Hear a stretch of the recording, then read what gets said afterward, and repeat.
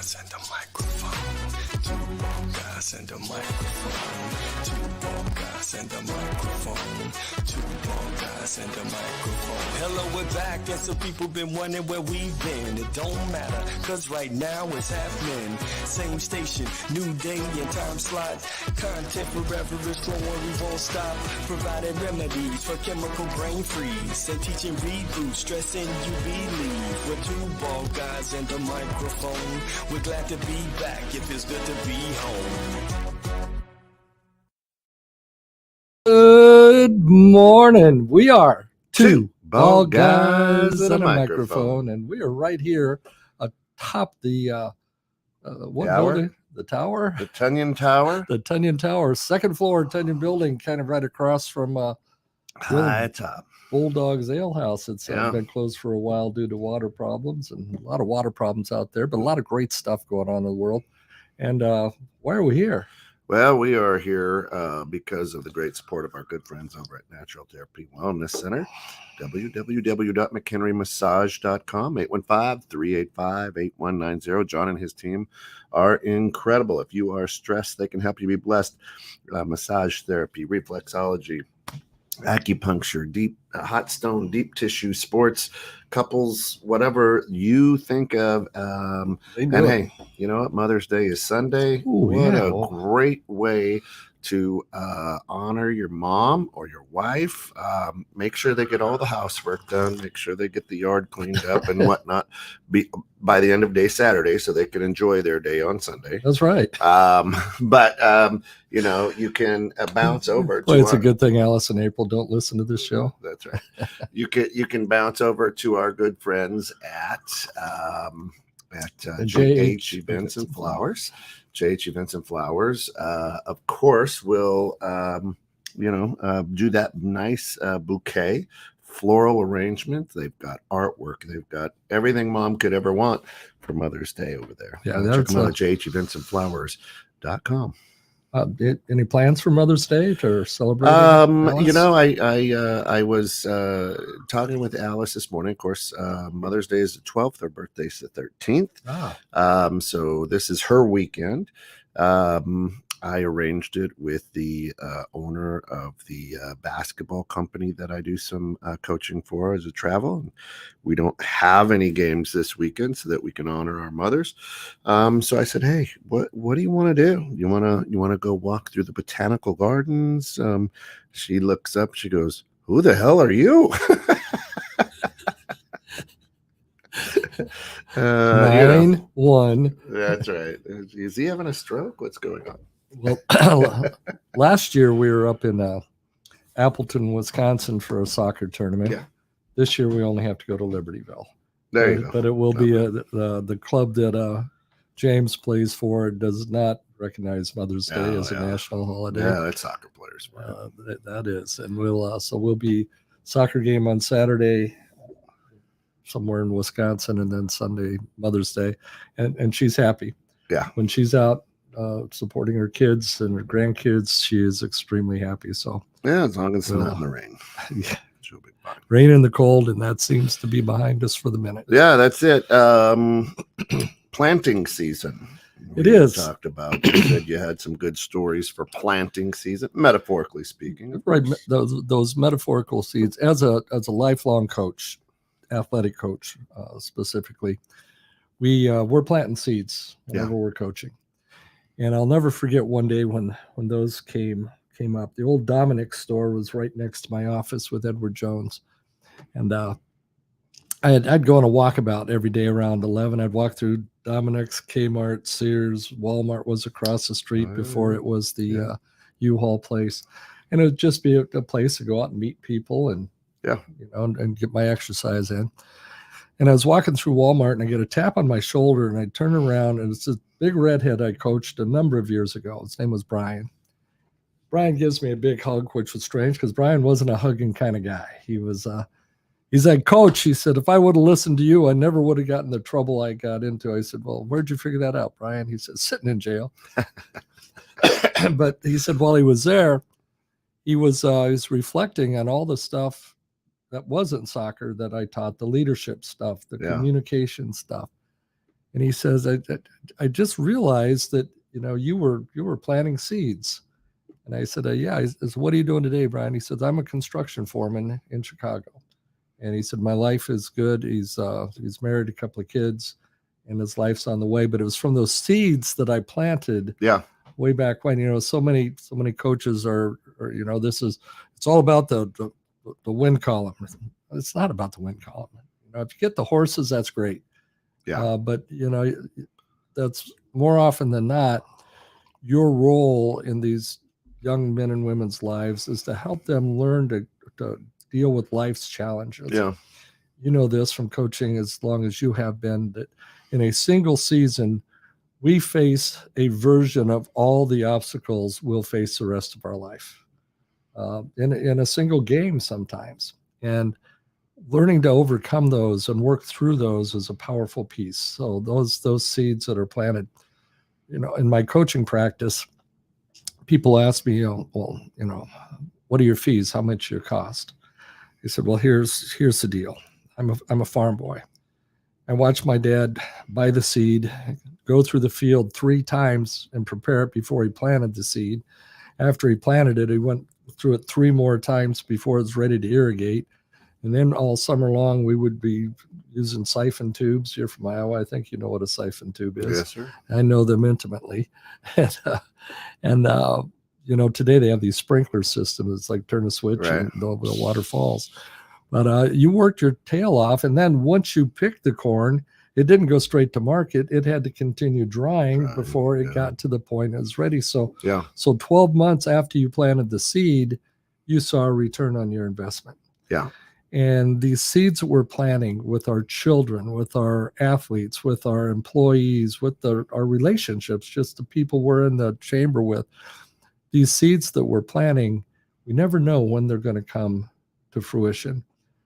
I got a call last night from a lady. Almost didn't answer it because I didn't recognize the number. And I answered the phone. This is Tim. I said, this is Tim. And she goes, is this Coach Papa?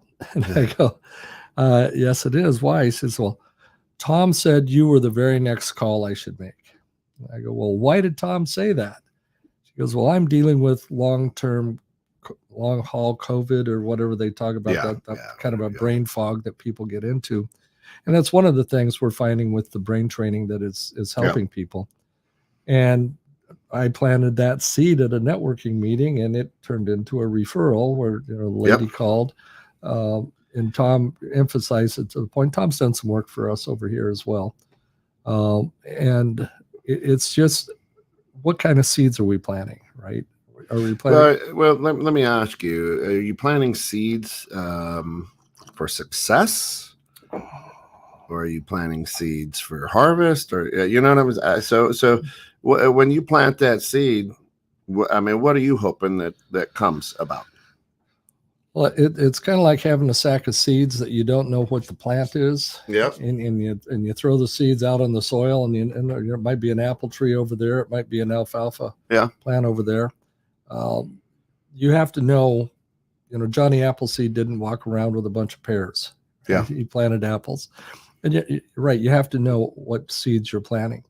For me, I think it's the seed of service, of planting seeds of, and letting people know that I can serve others. I can help people who are having challenges. Yeah. So is it a seed of success? I hope it. Ultimately, I hope the harvest is some form of success. But so, what is success? That's a great question. and that's, again, from my coaching practice. If we don't define success for ourselves, then it's faster cars, bigger houses, prettier women, more money, right? We default to what society says success is, right? Yeah. But success really is what you ultimately, what makes you happy, satisfied, whatever word you want to put on it.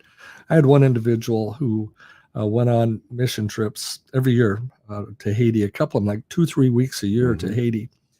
And I was meeting with him, and I asked him that question.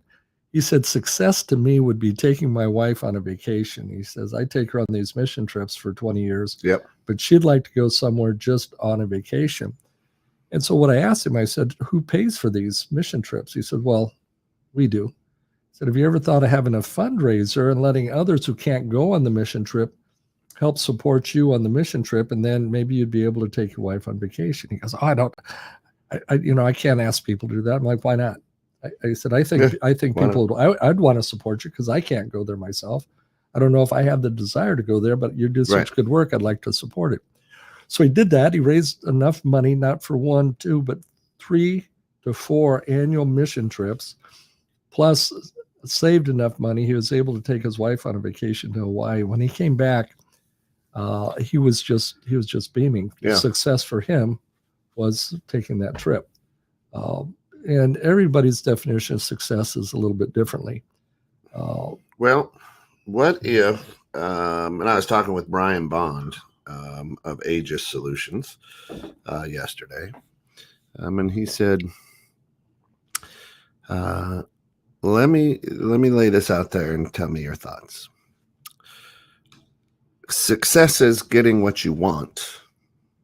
Happiness is wanting what you get.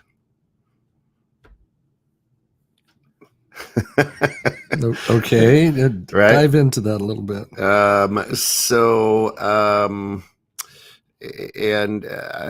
Who was it that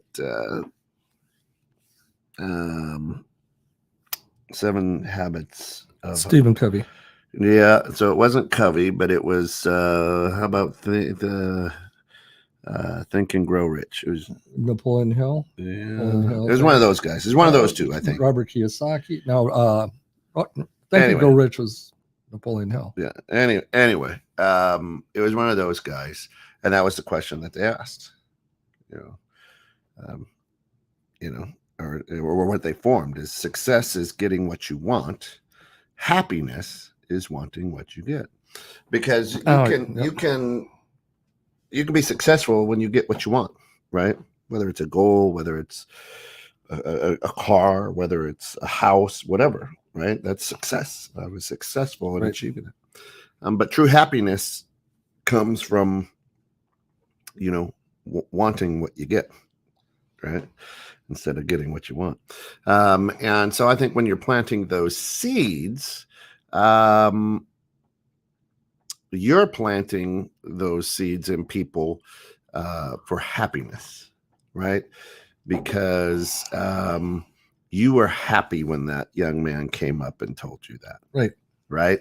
And that is wanting what you get, right? You wanted the best for that young man. Yeah, I got it. And that's why you planted. It's a little late. You were planning for happiness, right? But he was harvesting for success, if that makes sense. Yeah, it right? Yeah. So I think that there's a difference on who's planting. Like, so as a coach, as a life coach, as a business coach, as a friend, as a mentor, when you plant seeds in other people's lives, I think you're truly planting for your happiness, but you want them to harvest success, right? You want them to get what they want. Right? I've often said their success is my success. Yeah. Right. So yeah, that makes sense. Right. But then you're happy with what you get. Right. And happiness is wanting what you get, and you want. And then when he came up to you and gave you that, he was like, well, here you go. And it made you happy. Right. So I think that in planting seeds, this metaphorically speaking, of course, is you're planting for success. You're planting seeds, you're planting ideas, you're planting hope, you're planting everything so that you can become successful, or that person can become successful. And I think there's a chapter, there's a planting season in your life where you end up going from I'm planting for success to I'm planting for happiness in yourself, perhaps. Right.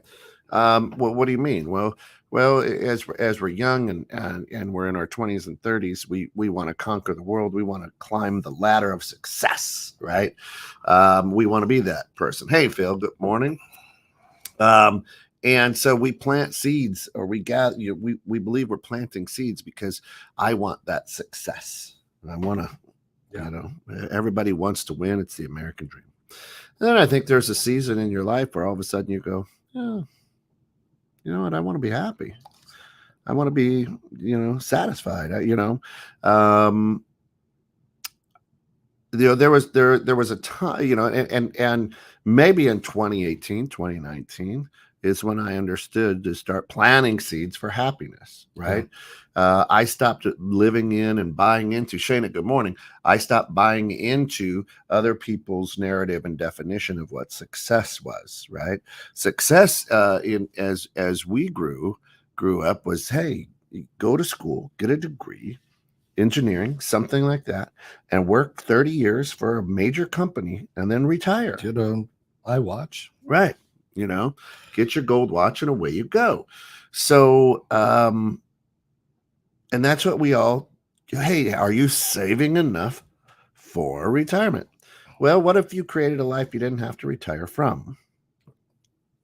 Do you need to save for retirement then? I was having a conversation with a guy over at Towney Square. It was a couple months ago, and he's a financial advisor. And he is talking about, right? He's talking about, hey, you need to, I go, well, define retirement. Well, having the ability to do what you want when you want. I go, I've got that, and I'm not retired. And he looked at me. I go, listen, I've created and designed a life where I don't have to retire. If I want to go into the mountains tomorrow for a week, I can do that, right? And that's pretty fulfilling. So I have planted a seed, and like I said, it was probably back in 2018 or 2019 where I was like, well, what am I doing? What am I chasing? I'm chasing somebody else's rainbow gold watch, right? And I realized, taking a look at the pattern of my life and the pattern of things that I did, is I really I want to create a life I don't have to retire from, right? And so the idea is, I started planting seeds for happiness, right? But now we get to a point where different things happen. Different storms come in as the Midwest is being beaten, by tornadoes and whatnot. Different pieces of life kind of throw you there.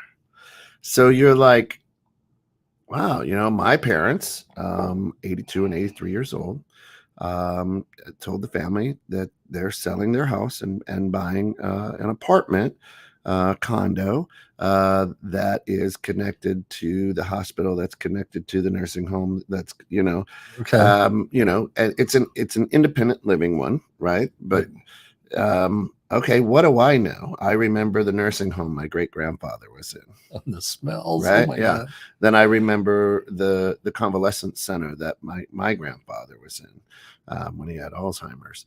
And now the picture in my mind goes, the reality of, oh my gosh, they see the finish line, right? Is what I'm thinking. Yeah. And they spent some time with us this past weekend, and they go, no, this is something we didn't want to do separately.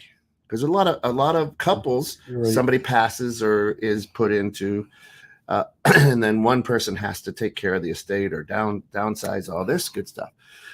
So they're having a blast, my mom and dad, downsizing and getting ready for this next stage of life, but they want to go into this next stage of life together and happy, right? So interestingly enough, all of a sudden, there was a lot of water in my field going, oh my gosh, some of the seeds that I planted, whoa, right? Yeah.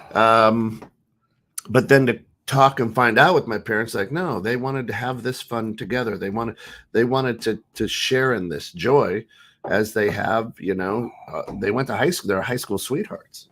So you look at it and go, wow, it's just crazy. Shayna says, it feels good to help. Our help is subjective, which makes it hard.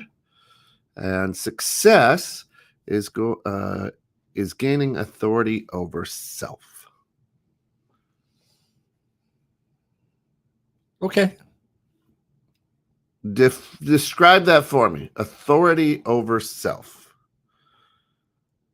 I mean, we talk about self-leadership. I guess maybe that's kind of where she's going, but I would like to hear what she's thinking there, because I'm married. I don't have authority over myself. We just had our 49th anniversary, and I was reminded, if we want to make it to 50, I better get my ducks in a row. That's right. That's right. Shape up, right? Yeah, I would love to go a little deeper on that, gaining authority over self. I want to see what your thoughts are on that. But when it's planting season, of course, metaphorically speaking, there are things you can, are you in a greenhouse? What have you plant? The old proverbial, or did you throw that seed on rock in good soil? Did you, is it too watery? Exactly, what is it exactly? Right. So I think that a lot of the planting season is not necessarily knowing. I like what you said. You go. It's like going and getting that mix. Hey, you might get some sunflowers. You might get some zucchini in there. Yeah. Well, they have this wildflower mix. Yeah. You don't know what the seeds are. You just put it across, and then whatever the flowers come up, they come up in nature's pattern. There we go. Yeah. So Shana says, time is the only resource that cannot be renewed. This becomes more evident as grandkids come on the scene. Success is declaring where you spend it. I got it. Yeah. Yeah, I like that. And I agree. Yeah, that's why that saying is, I would say happiness is declaring where you spend it. Success. Well, no, I could say that's success. If we go with the definition, success is getting what you want, and success is declaring where you spend it. You get what you want then. So I would say that is successful. And happiness is wanting what you get, right? Yeah, and I think Sean Acor would, he talks about that in the happiness advantage. Yeah. If we change the formula, because success is always moving. Once you achieve what you once called success, well, you're there. It's no longer success, and now success becomes something else, something more. Right. And if happiness is on the other side of success, we never quite achieve happiness because we're always hunting for success. Yeah, the trick, I think, is knowing, and underline the word knowing, what you want. So here's, as I was talking with Brian about this yesterday, here's where my mind went automatically. My mind went automatically to, probably my 8th or 9th birthday party, where I got gifts that I really wanted. Right. And then I saw my son get a gift that he already had. Right. And happiness was when I was a kid and you unwrapped that present, you're like, oh my gosh, I wanted this. And you were elated. And I got that, wanting what you get. But we've all got that present where it's like, oh, I didn't know I wanted that. But man, I sure love it. Right. And I talk about the gifts that we have. Can you imagine on Christmas morning, right? You're opening gifts and you see that one package, right? And it's the right size, and it's exactly what you want, and the anticipation's there. And then something happens, something crazy happens, maybe somebody has a heart attack, or it just, everything gets interrupted. And you're taking care of that, and then next thing you know, somebody is cleaned up for Christmas, and they put everything away, and those unopened gifts got put away in the attic. Mm-hmm. And 25 years later, when you're downsizing to move into an independent living, you come across that package. Yeah. And you open it up and you look at it and say, wow, that would have been great 25 years ago. Yeah. Right. But it's not the gift I want today. Right. Because we change. And well, 8 years ago, we started this crazy adventure. Right. Yes, we did. And it was over a cup of coffee, and then it was at my office at the bank. And, a seed was planted. Yes. Right. And it grew quickly. Right. and the adventures of two bald guys and a microphone. It grew quickly, and we enjoyed the shade of the tree, or the plant, or whatever it is that we planted, and we liked to hang out there, and it felt good, and our branches reached far and wide, and we go, this is good, but we didn't know that there was fruit on that tree. And here we are 8 years later, still having a blast doing it, but the success is the relationship that you and I have formed, the mentorship that you give me, the friendship, the love, the guidance. And had we looked at that, when we planted the seed, might we have gone, I don't know. This is a weird bald guy. He goes by Coach Papa, and we've put miles on cars together, and we've had better shows in the car than we have ever behind the microphone, and it's still,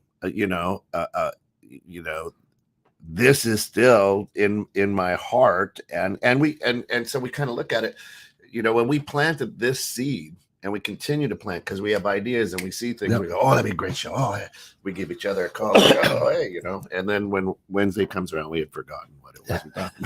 We just stare at each other. And do you remember what I don't know. So I think, a lot of times we enjoy not the fruit or the harvest, but sometimes it's like, wow, look at this big thing that we created. It reaches worldwide. It's touched millions of people, and we sit in the shade, and we didn't even know that there was fruit dropping everywhere, which is cool. Grant, good morning. Glad to have you with us. Shana says, I've had the experience of watching kids be overindulged, and it makes me sad.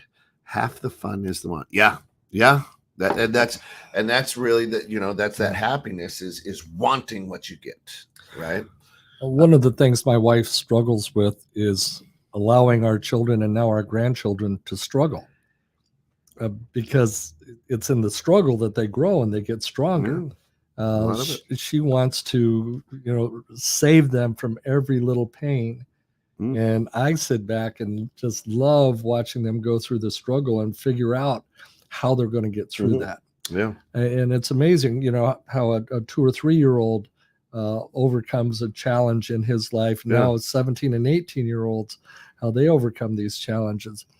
And she just wants them to be happy all the time, but happy all the time doesn't make for strong people. Right. And I tell my kids that all the time when they were little. Hey, I want. I'd always look at them and go, it's good to want. And they didn't understand it. Right? They're like, what? And then finally they were like, I know it's good to want, right? But now as Spencer's 30 and Ashley's 28 and Colette's 21, they get it. My 3 older ones now are like, oh, it is good to want, because it keeps you hungry. To Shana's point, it keeps you hungry. It keeps you pushing. It keeps you, vibrant. If everything was given to you, and you had no want, right. I'm working with the middle distance runners, 400, 800 runners at Wilmot High School. And the thing I constantly talk to them, and even the milers and 2-milers, is don't be comfortable in the race, right? If you're out for a Sunday afternoon run, go out and run at a pace that's comfortable, but you need to push yourself, find out what you can do. The one thing I watch these young athletes do all the time is, they have the talent to keep up with someone, but they allow that gap. They allow themselves to get 20, 30, 40 meters behind. Yeah. And then they're like, oh, gosh, now I got to catch this guy. And now I have to use all this energy to catch up. What if they would have just used a little more energy? They could have stayed in the race. Yeah. And I think that goes along the same way as we go on in life. Sometimes we get complacent. And we're just like, well, I'm comfortable. I'm comfortable here. I'm comfortable doing the things I need to do. In the brain training, we always watch people when they make a mistake on the arrows. It's up and they say down, or it's left and they say right, or it's left and they say blue. And you watch them go, oh, I made a mistake. And, they try to cover themselves. We're like, we don't care. Right. We don't care about your mistakes. We care about your response to the mistake. Did you make a mistake? Were you able to move on, or did the mistake stop you in your tracks? Right. And I think that's a lot of the seeds that I'm planting with these kids is don't worry about it. Don't get caught up on it. I have a young hurdler. She's a senior, and she struggles at times, but her struggle is all up here. And I'll say, how was your race? And she goes, well, I finished. I don't care where you finished. How did you feel during the race? Did you do the best you could? And I don't know. I didn't do the best I could. Well, why do you think you didn't do the best? And what can we do for the next race so that you can do the best that you can? She'll think about it. And then they'll say, well, I did do the best I could today. And yes, I think you did. Right. And the outcome of that, you may not have seen, but you just had your personal record. You just ran the fastest race you've ever run. Oh. But in her mind, because she didn't win, she didn't cross the line first, she didn't have her best race. Yeah. And we get so caught up in our mistakes that we lose perspective of what we're trying to do in life. Yeah. And Shana just says, Lisa points out how indulgent it is not to let people learn to overcome. Right. It's very selfish, right? Listen, how did we learn? We got scars, bumps, bruises. We made bad decisions. We made good decisions bad. It just, it's very, very selfish to try to protect and not let somebody fall down. Now it's not maybe done from a selfish point. It's done out of love, but at the same time I gotta let them fall down. I gotta let them scrape. And then Shana says, I love watching what happens when people play against better players. They almost always play up. So, and the opposite's also true. When they play against players not at their level, that they'll play down. And teaching someone to play their game, is one of the biggest challenges that we have. I haven't seen the study. I know it's out there, but Michael, it was originally called the Michael Jordan effect. When Michael Jordan was on the floor, his teammates elevated their game by a percentage, like 5% or something. Right. Play up to him. The opponent was 15% better because they played harder and whatnot, to Shana's point. Right. And then when Kobe Bryant was there on the floor, it was the same type of effect because people wanted to try to outplay Kobe. It'd be interesting to see with Caitlin Clark what that effect is, because I bet she has the same. Esterhazy. Yeah. I don't know if you saw the article before the Caitlin Clark preseason game. Tarazi is one of the premier point guards in the WNBA. Yeah, she's awesome. And she said, she's got a lot to learn coming in here. She's going to get well, Caitlin Clark in her first time out, she had 16 points. She 21 had points. 21 points. Yeah. She had 7-8 assists. Yeah. And Tarazi said, well, okay, she's good. Yeah. And it is. And that's why, Shana, the seed that unless they're playing the Lakers, I always pull for the underdog. Right. I will watch Wimbledon. I don't watch, the final. I won't go through the entire, tournament or the Masters or something. No. But I like watching the last day of the championship. And I tend to always pull for the underdog because I want to see them play up. I want to see them beat the best. Right. I'm just watching, I was watching golf, the Zurich Championship. And Rory McIlroy is one of the best. He hasn't been playing well, but this was a two-person best ball type of a tournament, professional, and minus 25 was they had finished and they had minus 25, and McIlroy and his partner were like at minus 22 or something, and so I saw myself pulling for them, right?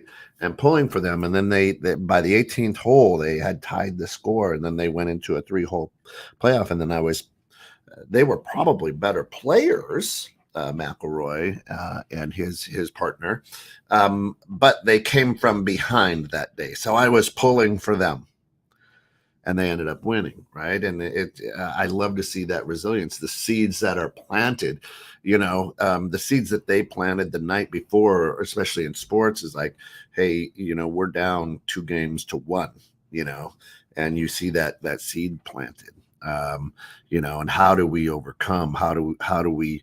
What is success with this seed that we're planting? How do we have to play? Sports is great for that.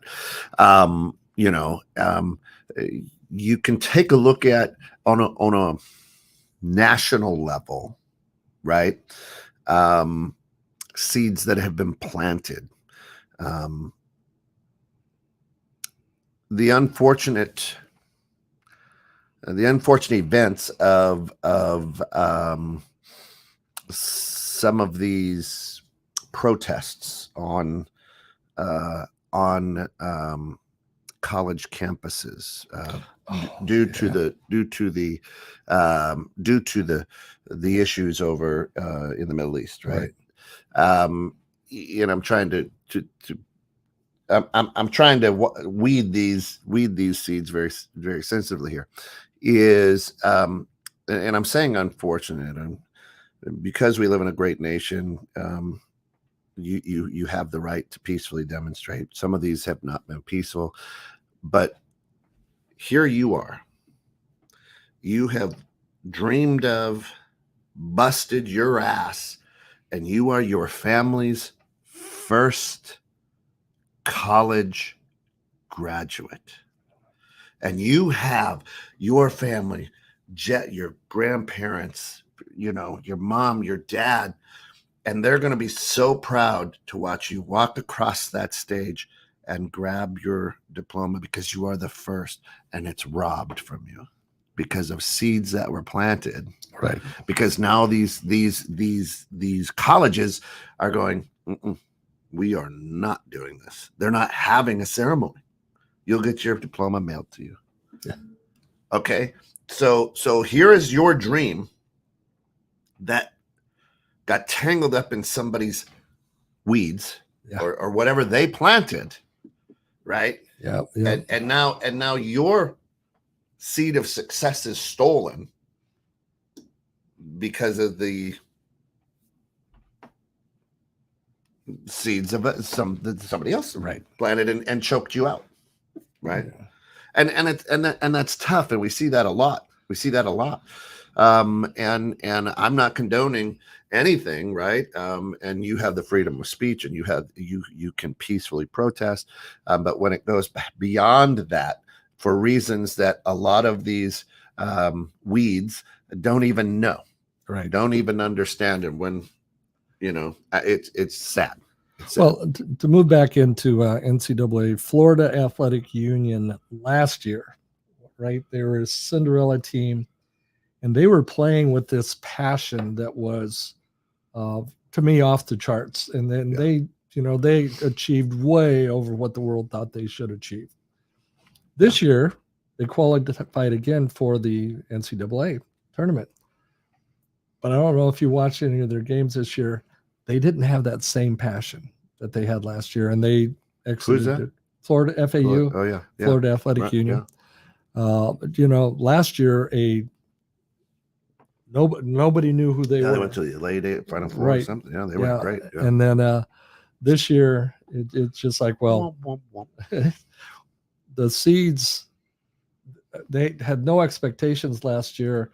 Yeah. And they achieved way above. This year they had expectations, Yeah, so And- they tendered and cared for those seeds a little bit differently. right. Maybe not with as much attention, like, okay, this will grow, this will sprout. And, Shana says, yeah, lawsuits are being filed on behalf of those students that I speak of. And here's what I'll say. I don't care. It's too bad. What's a lawsuit going to do? Yeah. Right. It's not going to bring back the experience. Unfortunately, the situations were totally mishandled by the universities or whatever. And sadly, okay, hey, you were the first person to graduate college, and hey, here's $75 because you couldn't walk across stage. Meanwhile, I haven't just robbed you; I've robbed your whole family of that success, that whole joy. And unfortunately, again, here in America, that's what we love is, we'll take you to court. There's a lawsuit. Well, and actually, I was the first member of my family to ever graduate from college. Yeah. And I'd kind of played it off because I was in my 40s. I went to school for a long time, and I'll just get my degree and go. But as it got closer and closer to the commencement exercise, I thought, you know what? I'm doing this. Oh my gosh, there was a McHenry police officer. I hope he was 6'8". We called him Lurch. 6'8", blonde guy. I actually coached his son, and we graduated from college together. And we're standing out, and there was no alphabetic order in this college graduation. Yeah. You just kind of came in the way you came in, and we're just chatting out in the room, waiting to march in to take our seats. And they said, "All right, everyone line up and come in." Well, I happened to get behind him. And he's 6'8", big guy, and I'm walking in and to the march, and I'm feeling good.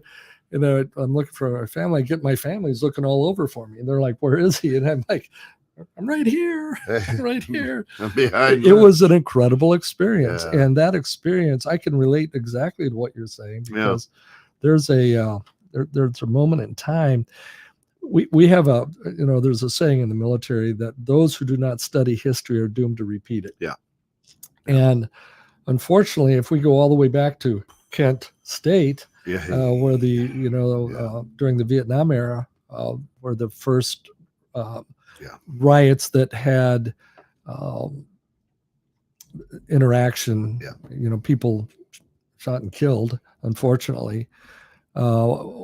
Our college has gotten complacent over the years. These kids aren't going to demonstrate. We're not going to have to be prepared for this, and they're totally unprepared for what's happening, and their lack of preparation, it's been handled horribly. Yeah, and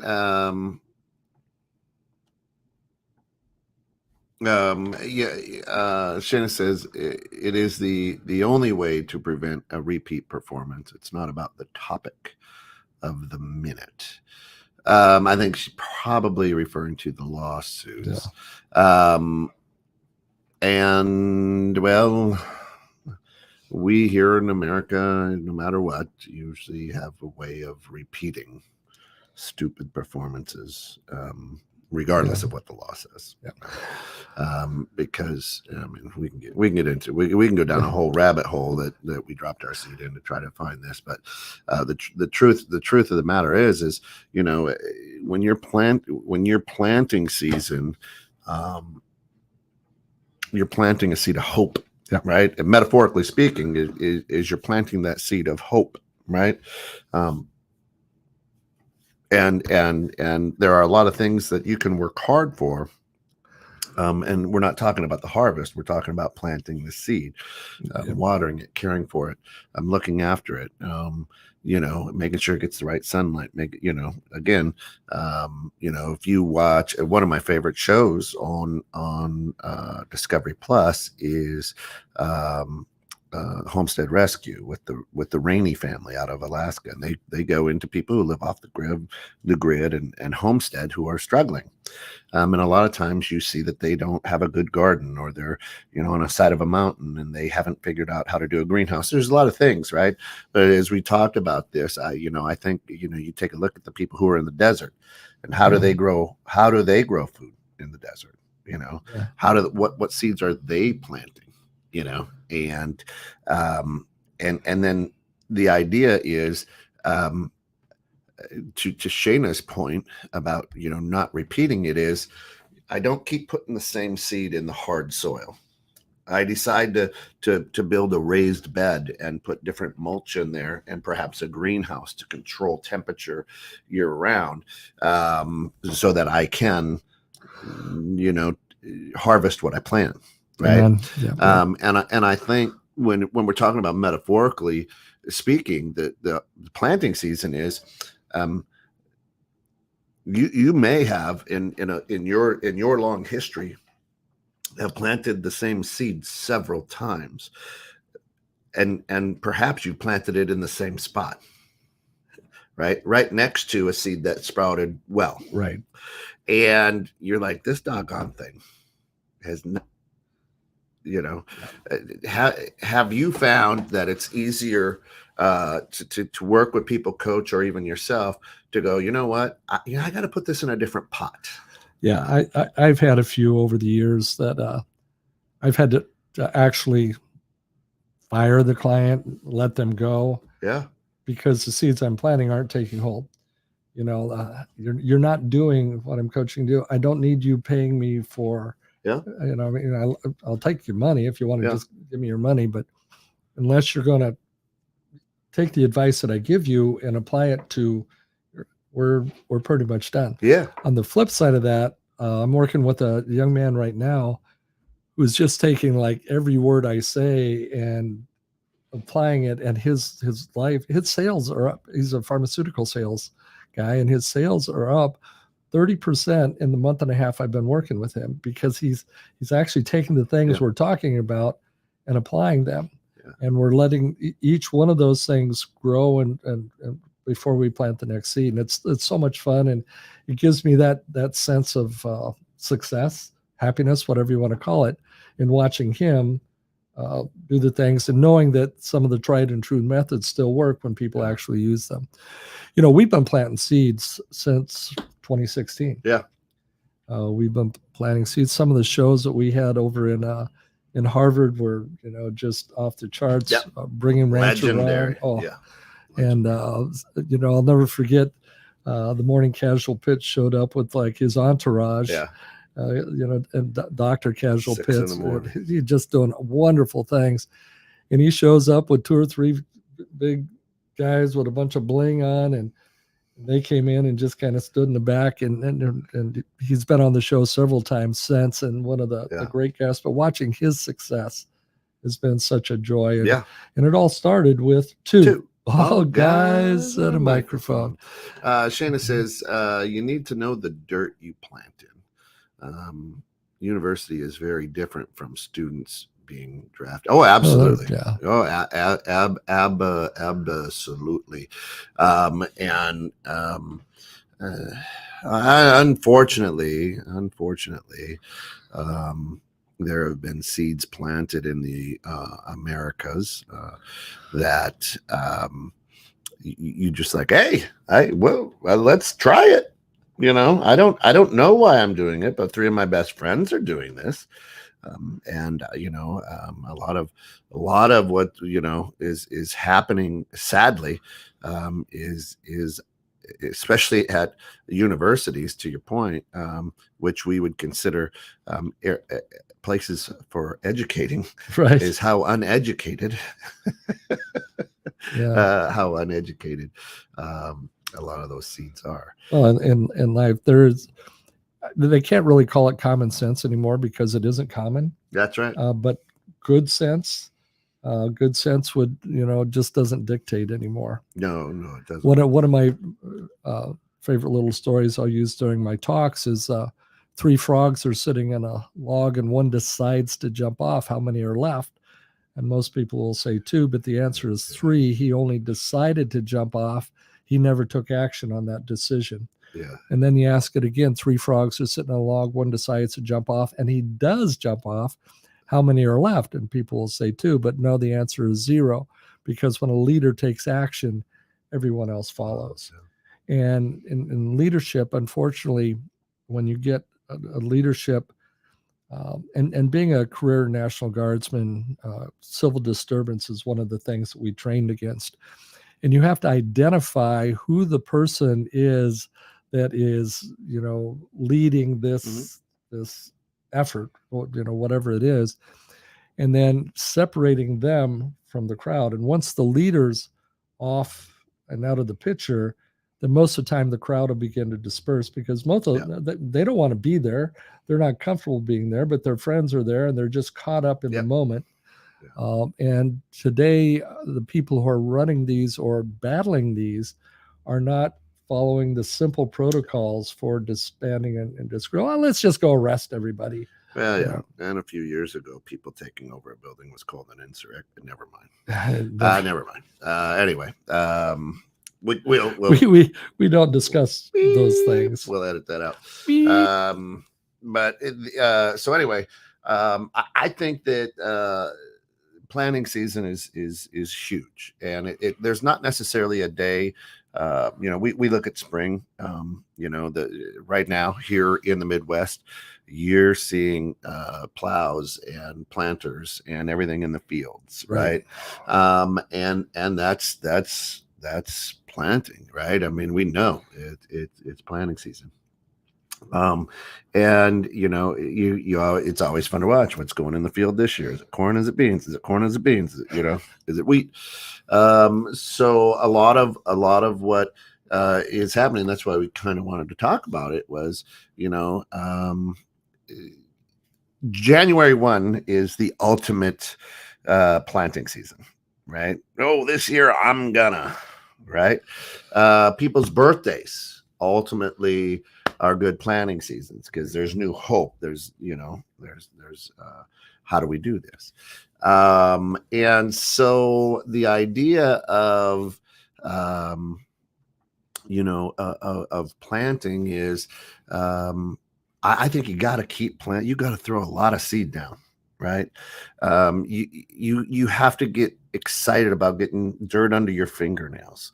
You got to get excited about getting dirty and a little stinky, and those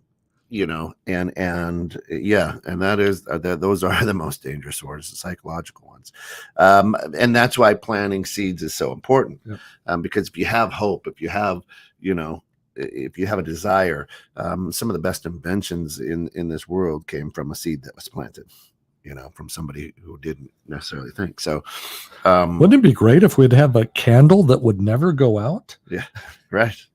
And wouldn't it be great if it wasn't this flickering tube? And now we have LEDs. I mean, it just, everything keeps improving. It's wonderful. So I think that, a lot of if we take a look at the wisdom of our grandparents and people who, the wise old people, I guess, is they plant. They're great planters. Yeah. You tell a story and you plant a seed with somebody young, somebody that you love. So, like I tell the ladies that I coach at the 14, 15, and 16-year-olds that I coach here, and the women who come to play for me at the colleges, I tell them, I'm like, you are strong, beautiful, smart women who can change the world. I tell them, well, there's a seed that I plant, right?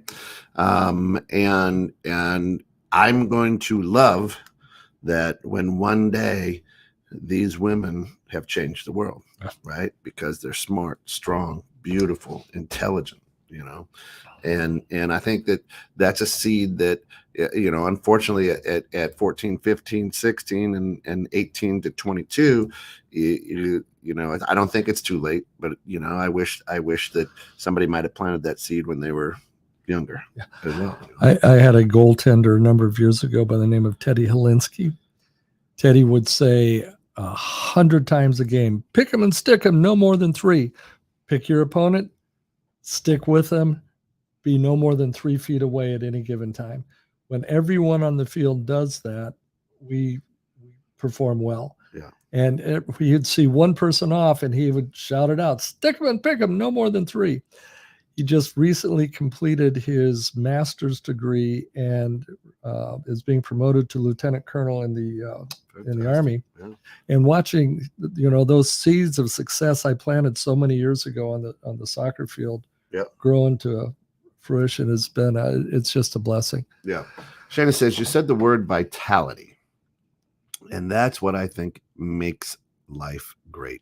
Seeds nourished with expectation results in the growth that gives us the vitality. A seed well planted. Yeah. And that's and Shana, even though we've only met virtually, is I think that's where I'm happy when I see somebody with that vitality, right? Yeah. With that energy, you're like, they get it, good for you. Just, I don't understand, what you're planting, but I'm like, you're doing it. Right, you're getting dirty. You have that vitality, and that brings me joy. I don't care. It's a little kid riding their big wheel on the sidewalk, or playing Matchbox cars or Barbies or whatever it is that they're doing, but they're doing it with that vitality, and you're like, yes, that's a seed well planted right there. Yeah, and that's to me, that's awesome. That's awesome. Hey, listen, we got about 5 minutes. We've got some cool things happening.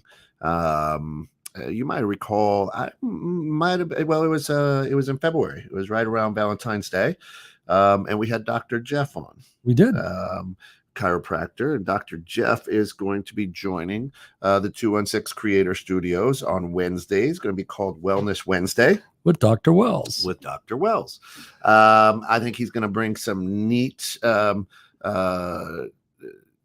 content to our airwaves. He's fire.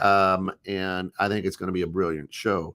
You have decided, as a part of 216 Creator Studios, to revamp and reconnect on Roger That Chronicles. Roger That Chronicles, stories of our military and from all branches. For veterans, by veterans, right? With veterans, with veterans. And so we're shifting directions there. So Roger That Chronicles is going to be a bunch of vets sitting around telling some stories, maybe crazy stories, like the craziest thing that your drill sergeant ever said or did.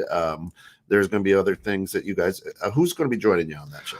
Lee Lexow. Lee's a retired lieutenant colonel and a wonderful storyteller. Yeah. Started off in the Air Force Reserve and then moved to the military and had several tours overseas. Phil Sweeney. Yeah. Phil started out with the Marine Corps and the Navy. So we've got there. I'm still hunting for my Coast Guard guy. Yeah. But we'll find him. Yeah. Myself, between active Army Reserve, Illinois National Guard, a lot of experience over the years. Yeah. That one of the things you say, I'll never sit around and tell old war stories. Well, now I find myself all the time, and some of these stories are they're interesting. Well, and Drew Cappuccino, one of the owners here, it was kind of his birth child, because veterans, he loves veterans. He's very thankful, and a lot of what makes a veteran is reminiscing of the stories, in the foxhole, in the mess line, in whatever the case may be. And that allows other vets out there to go, oh, I remember that. I can still smell that ration or whatever, you know what I mean? Right. And that's here at DDOE, that's what we want to do, right? We want to bring that daily dose of encouragement. And it looks different, and it is different for everybody. That's why we've got some of the shows that we have. But we're excited that Roger That Chronicles, you're going to be taking the driver's wheel on that as we revamp that here probably in the next few weeks. If around June, maybe we'll be kicking that off. And the guys who have been doing it Rick Prescott and Yeah, great job. They did just an amazing job, and they had some incredible guests over the years. But they've kind of decided to go a different direction. Well, they're really trying to get their veterans center going. So a lot of their time and energy is to that. The one in Woodstock, right? The Veterans Alliance is what they're calling it. And the great and they just said we can't give enough to the show right now because our energies. They're building a place for veterans, and we all go through that as we move forward. You know, Two Ball Guys has been around since 2016, and it'll still be here. Yeah, but I might have a different look. Yeah. So. I think there's a lot of good things and a lot of neat things that are going on. And Shayna, that's there are going to be even better stories and crazier stories. But yeah, that's what the whole idea of Roger That Chronicles is like you're sitting behind them in a booth at at a deli or something, and you're just listening to these veterans, these men and women just chatting about their stories. And, right. Yeah. And I think it's brilliant. And of course, having a son in the military, any way that we can support veterans in the military. And if there's ever an opportunity, we'd love to bring him on by StreamYard and share the base commander for Great Lakes. Captain Steve Yargaz has agreed to be a guest on the show. That's awesome. And the guy looks like he's like 15 years old, and I'm like, oh my gosh, am I getting old or what? But what an amazing guy! What an amazing story! 30 years as a Navy pilot, now moving into the command structure. Yeah. This Friday, of course, we've got the Grounds with Giles and Jones. We've got and Slagle now is joining. Steve's a great guy, young guy, great voice, different perspective for that show, which is awesome. We've got The Bridge with Kelly Vance and Phil Wallace. We've got Digital Boss Boardroom with our good friend Bobby Bainey at noon, In the Know with Steph and Joe at 3. And then we've got, let me tell you something, brother, the Reject Run. I mean, we got so many. Today, after this show, stick around for a half hour. And at the bottom of the hour right now, we're going to hook up with Lana. She's going to be talking about some predictions on metaphysical meanderings. And that's awesome. But for all of us here at 216 Creator Studios and for Coach Papa and myself, we are Two Ball Guys and a Microphone. My name is Coach